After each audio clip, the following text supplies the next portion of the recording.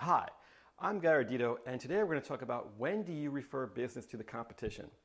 And that might seem like something you should never do, but sometimes it's the right thing to do. And I bring this up today because I actually had a client a few weeks ago who had been doing very well in selling their product, but all of a sudden they had some competition, and for a couple months their sales were going down because they no longer felt as strongly about their product. It was no longer the best that they felt on the market. The competition wasn't specifically better, but it was better in certain ways, and it took something away from their confidence, and they really didn't know how to sell their product effectively anymore.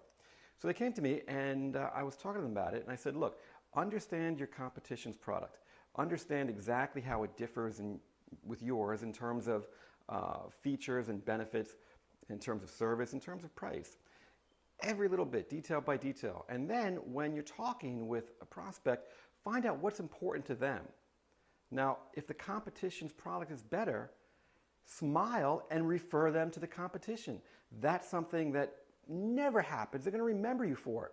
Now, of course, if your product is better for what the client wants, then refer your product and explain why it's better for them, why it's a better solution.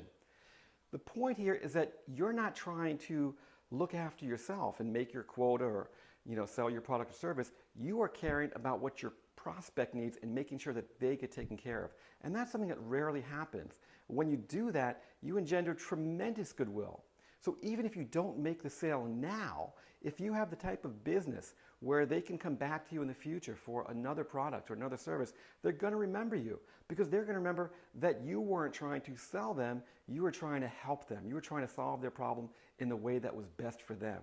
It's incredibly powerful. I guarantee you that if you do this, you will engender a remarkable reputation in your industry.